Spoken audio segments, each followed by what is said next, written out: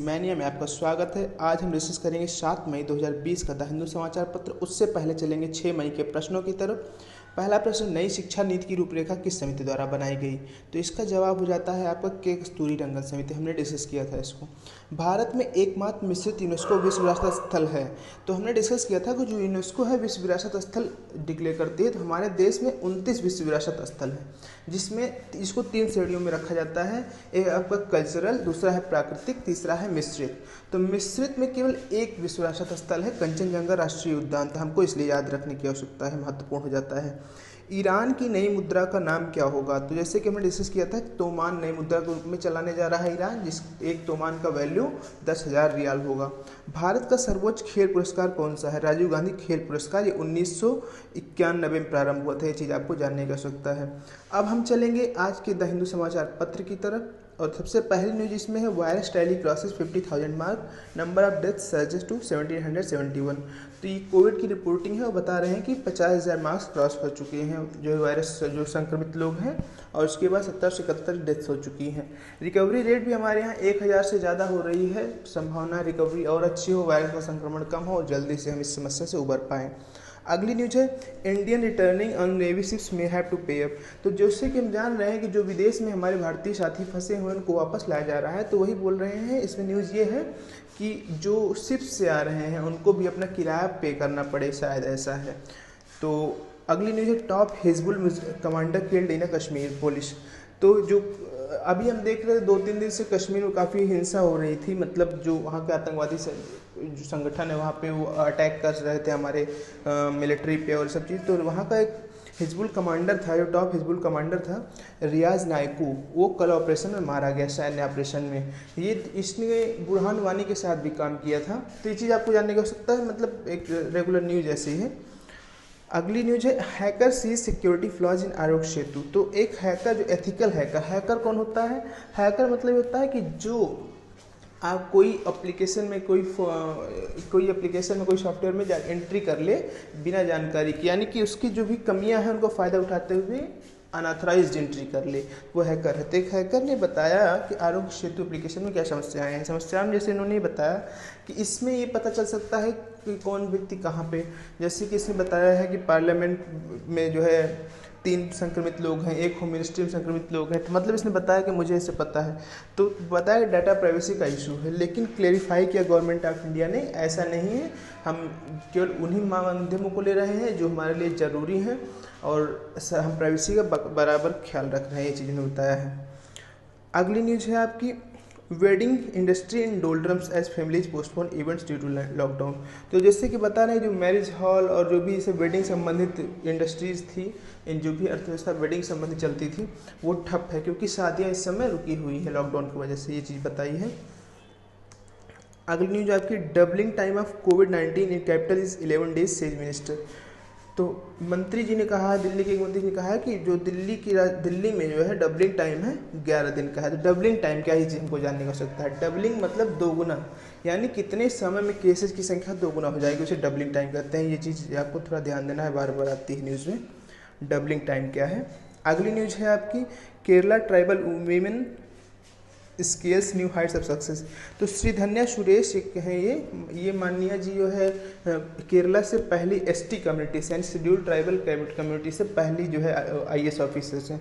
तो इनकी थोड़ा संघर्षों के बारे में बताया गया है, कैसे इन्होंने जो है, इनके पिता डेली वेज वर्कर थे और इन्होंने मेहनत करके और सफलता प्राप्त की। और अभी जो है अच्छी बात यह है कि जिनसे इन्होंने प्रेरणा मिली थी 4 वर्ष पहले, उन्हीं के अंडर में इनको जो है ट्रेनिंग करने को भी मौका मिलेगा। तो बड़ी अच्छी खबर ये, काफ़ी प्रेरणादायक है। अगली न्यूज़ है आपकी, दरबार move fosters unity in Jammu and Kashmir says national conference. तो दरबार मूव हम लगभग 3 दिन से डिस्कस कर रहे हैं, फिर रिवाइज कर लेते हैं। दरबार मूव क्या है? दरबार जम्मू कश्मीर में राजधानी का स्थानांतरण ही दरबार मूव कहला जाता है। ये लगभग 1848 से हो रहा है, डोगरा राजाओं के समय से। इसमें कारण क्या है कि सामान्य राजधानी वहाँ की श्रीनगर है, परंतु ठंडी के समय वहाँ बर्फबारी की वजह से पूरी शहर जो है बर्फबारी से ढक जाता है। तो वहाँ पे प्रशासनिक व्यवस्था, वहाँ से प्रशासन चलाना थोड़ा सा मुश्किल होता है, इसलिए ठंडियों में राजधानी को जम्मू शिफ्ट कर दिया जाता है। तो इसी प्रक्रिया को दरबार मूव कहते हैं। तो ये चीज़ आपको जानने की आवश्यकता, काफ़ी चर्चा में आ भी सकता है। Chargesheet against Rana Kapoor family. तो राणा कपूर फैमिली के अगेंस्ट चार्जशीट फाइल हो गई है। तो क्या मामला है हम देखेंगे। तो राणा कपूर जो है येस बैंक के फाउंडर हैं। येस बैंक आप जैसे जान रहे होंगे इस समय थोड़ा सा वो चर्चाओं में घिरी थी। तो मामला क्या हुआ हम देखेंगे। तो येस बैंक ने लगभग 5,402 करोड़ का लोन दीवान हाउसिंग फाइनेंस लिमिटेड कंपनी को दिया था। ये एक एनबीएफसी है जो गृह निर्माण कार्यों के संबंध में काम करती है। तो इस एनबीएफसी को लोन दिया था 5,000 करोड़ का। जबकि इस जो ये कंपनी थी, इस कंपनी का खुद ही इतिहास अच्छा नहीं था। कहने का मतलब ये डिफ़ॉल्ट कर चुकी थी, ये इसका मतलब क्रेडिट अच्छी नहीं थी, लेकिन इसको तब भी दिया गया। तो कहने का मतलब बताया गया है और भी बताया, जैसे 30,000 करोड़ लगभग इन्होंने सैंक्शन किया लोन, जिसमें 20,000 करोड़ एनपीए हो गया। तो इसमें इनका भ्रष्टाचार का मामला सामने आ रहा है। तो ये चीज़ जानने की आवश्यकता है। कौन सी बैंक अभी चर्चा में थी? येस बैंक जो है चर्चा में थी। और अगली न्यूज़ है आपकी, Duo from MP who got plasma therapy recover. तो 2 व्यक्ति जो मध्य प्रदेश में जिनको प्लाज्मा थेरेपी दी गई थी वो रिकवर कर चुके हैं। तो ये प्लाज्मा थेरेपी की सक्सेस बताई जा रही है। प्लाज्मा थेरेपी फिर से हम डिस्कस कर लेंगे, हमने पहले भी डिस्कस किया, एक अलग वीडियो भी बनाया है। तो प्लाज्मा थेरेपी क्या है कि जैसे जो भी रिकवर्ड पेशेंट हैं, यानी जो भी कोविड से ठीक हो चुके हैं, तो उनके अंदर कोविड से लड़ने के लिए क्षमता तैयार हो चुकी है, एंटीबॉडीज़ तैयार हो चुकी हैं। तो उनके ब्लड को निकाल के प्लाज्मा को अलग कर लिया जाएगा। उस प्लाज्मा को जो भी क्रिटिकल पेशेंट्स हैं उनमें इंट्रोड्यूस किया जाएगा। तो जो एंटीबॉडीज़ तैयार हो चुकी हैं तो वो क्रिटिकल पेशेंट को लड़ने में सहायता करेंगी। तो रिकवर्ड पेशेंट की प्लाज्मा को क्रिटिकल पेशेंट के उसमें ब्लड में ट्रांसफ़र कर दिया जाएगा, जिससे उसमें भी एंटीबॉडी ट्रांसफ़र हो जाए और उसमें लड़ने की क्षमता आ जाती है। प्लाज्मा थेरेपी, एक कन्वलेसेंट प्लाज्मा थेरेपी बोलते हैं इससे। तो इसी के माध्यम से मध्य प्रदेश में 2 व्यक्ति जो है रिकवर हुए हैं अभी। तो ये उनकी उसकी सक्सेस बताई जा रही है प्लाज्मा थेरेपी की।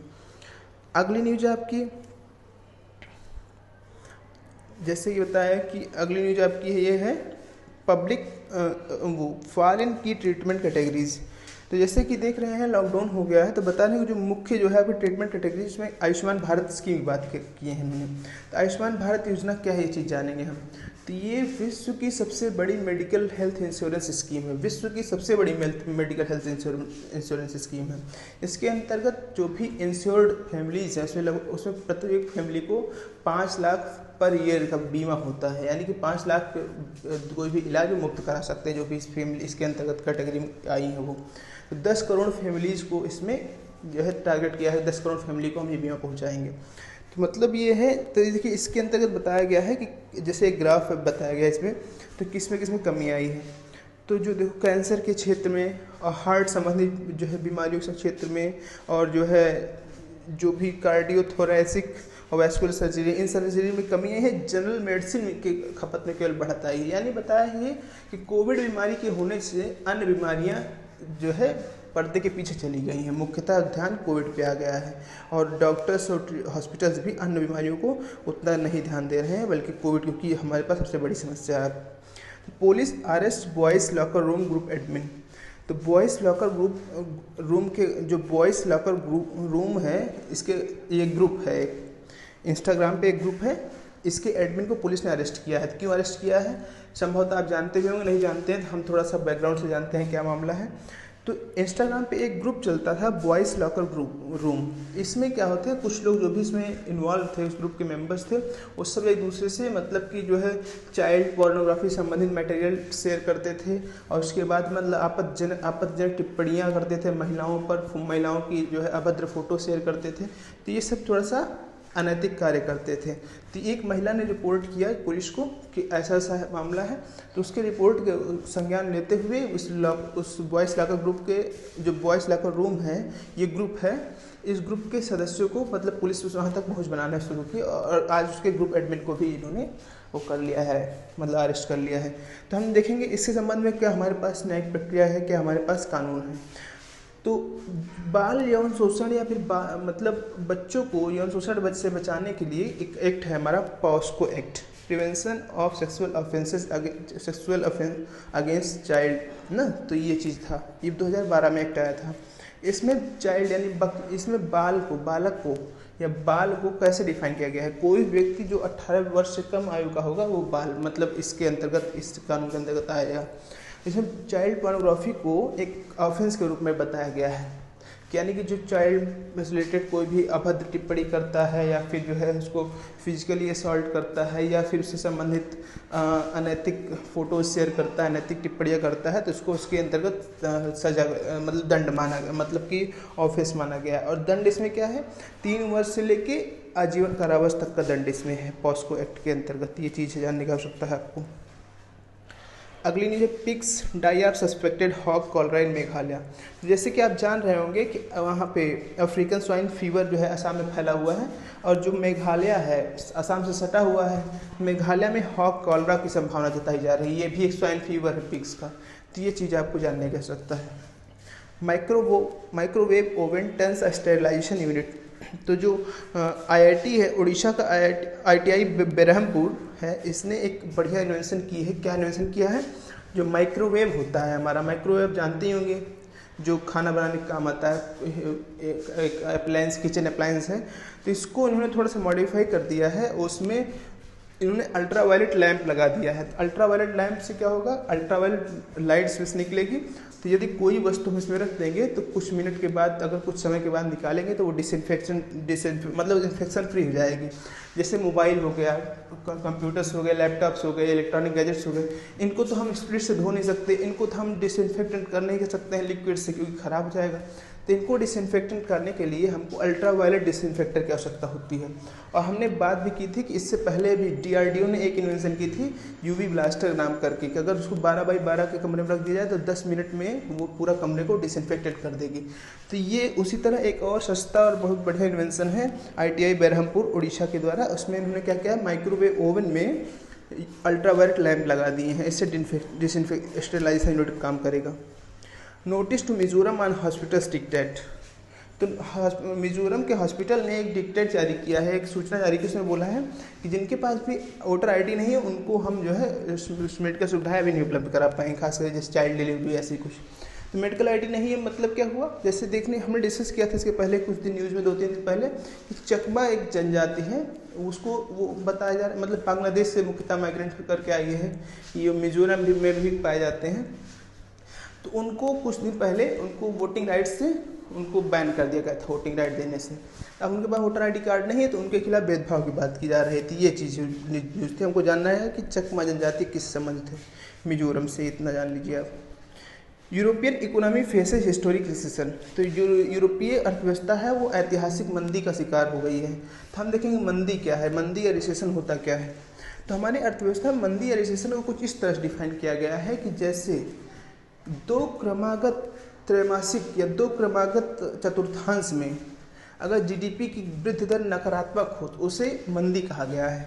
नकारात्मक वृद्धि दर का मतलब क्या है, घटोत्तरी हो। यानी कि जैसे कि जीडीपी अगर इस बार 4% थी, 4% थी, मतलब जीडीपी 0 से नेगेटिव में चली जाए, यानी कि जैसे -4%, -2% अगर ग्रोथ है, जैसे इस तिमाही -2% ग्रोथ है, अगले तिमाही फिर -2% है, तो यानी कि हर बार 2% से घट रही है हमारी जीडीपी। तो अगर जीडीपी घट रही है तो उसे मंदी कहेंगे। ये चीज़ आपको ध्यान देना। देखिए 2 अलग अलग चीज़ें हैं। जैसे जीडीपी वृद्धि दर 4% है, अगले तिमाही 2% हो गई, फिर अगले तिमाही 1% हो गई। तो जीडीपी वृद्धि हो रही है, कम प्रतिशत से हो रही है, इसको मंदी नहीं कहेंगे। मंदी तब होगी जब नकारात्मक वृद्धि हो, कहने का मतलब घटोत्तरी हो। जैसे कि -2% हो इस तिमाही, अगले तिमाही फिर -2% हो, या -3% हो, या -4% हो। जब जीडीपी वृद्धि दर माइनस में होगी, नेगेटिव टेरिटरी में होगी, तो उसे हम जो है मंदी कहेंगे 2 क्रमागत त्रैमासिक के लिए।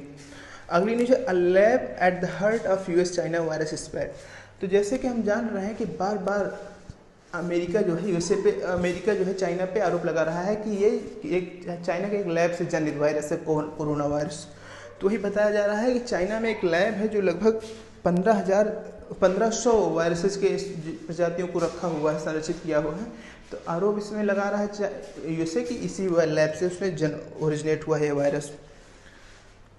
Want tolerate trouble in Hong Kong से चाइना। चाइना बोल रहा है कि हम हांगकांग में बिल्कुल भी जो है समस्या बर्दाश्त नहीं करेंगे। तो क्या समस्या हम जानेंगे थोड़ा सा। चाइना में देखिए वन नेशन 2 सिस्टम पॉलिसी है वहाँ पे।